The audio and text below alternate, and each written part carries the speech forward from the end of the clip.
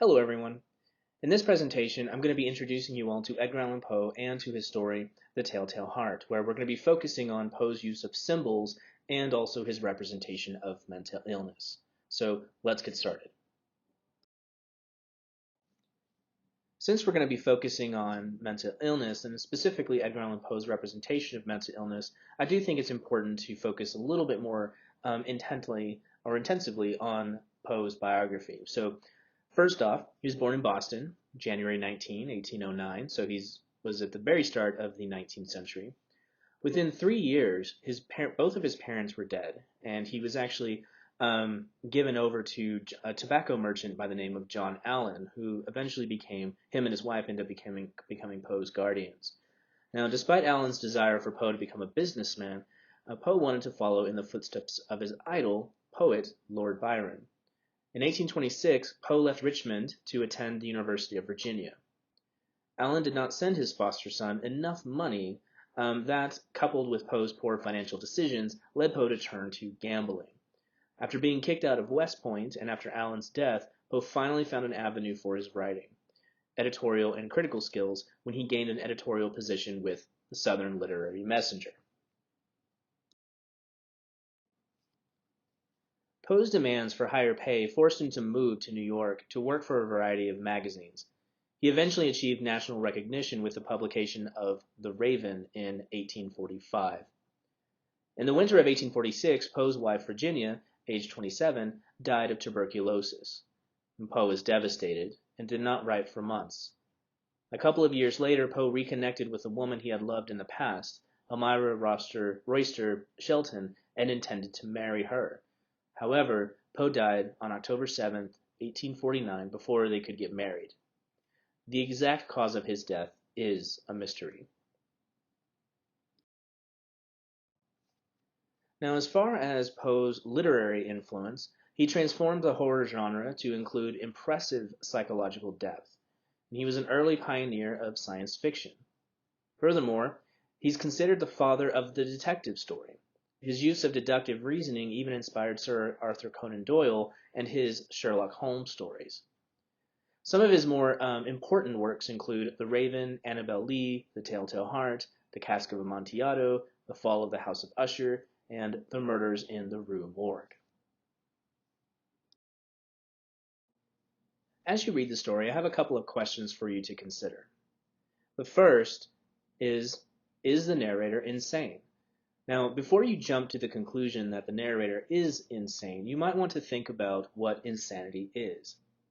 Insanity is essentially a way that occurs when a person does not see the world in the way that everybody else does.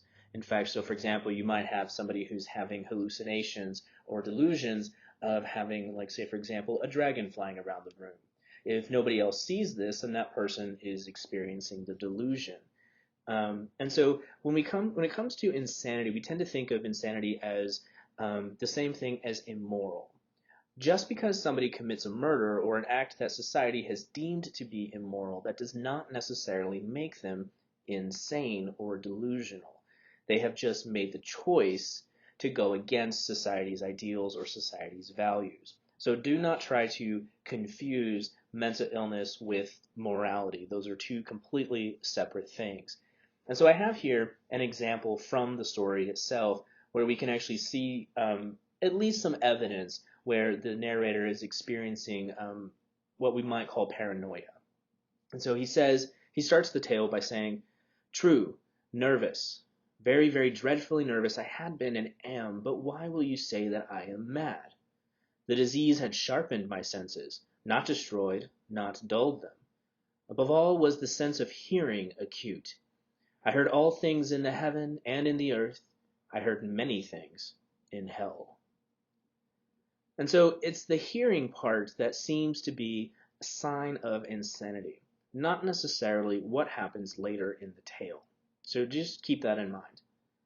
The second question I have here is, could there be a justifiable reason for the narrator to murder the old man? We typically think of murder, especially murder of somebody we might see as being vulnerable, as being unjustifiable. And of course, murder is unjustifiable, but we may not be privy to all the um, history that comes between these characters. In fact, we don't even know any of these characters' names. There's so much we don't know about them. So when we take a look at what the narrator says in response, when he gives reason for it, he says this: I think it was his eye. Yes, it was this. He had the eye of a vulture, a pale blue eye with a film over it. Now, when we look at the phrasing, I think it was his eye, that does not sound like somebody who's confident in his reasoning. In fact, it sounds like somebody who just made this up on the spot, which means he's not telling us the truth, or he may not even be aware of the truth. We can also take a look at his word choices here, where he says he had the eye of a vulture. Now, vultures are scavengers, but they're predatory, right? So they feed off of prey. They feed off of decaying corpses or bodies that are dying, which means that if the old man is a vulture in the eyes of the narrator, that would make the narrator the old man's prey, which kind of gives us an insight into potentially what their relationship has been like before we started reading this tale. And finally, I have the question, is the narrator suffering from post-traumatic stress disorder? So if you notice, at the very end of the tale, he screams, "Villains," I shrieked, "dissemble no more, I admit the deed. Tear up the planks, here, here it is, the beating of his hideous heart."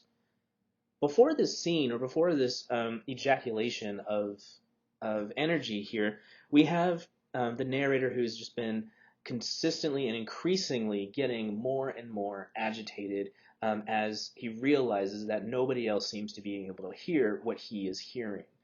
All right, and so that kind of agitation or those kinds of triggers can be signs of traumatic stress. Now, before we actually start answering this question, this is just something I want you to think about. Is the narrator suffering from post-traumatic stress disorder, and if so, where could that have come from? And it could have come from much earlier than the murder itself, as I indicated with my answer to the second question.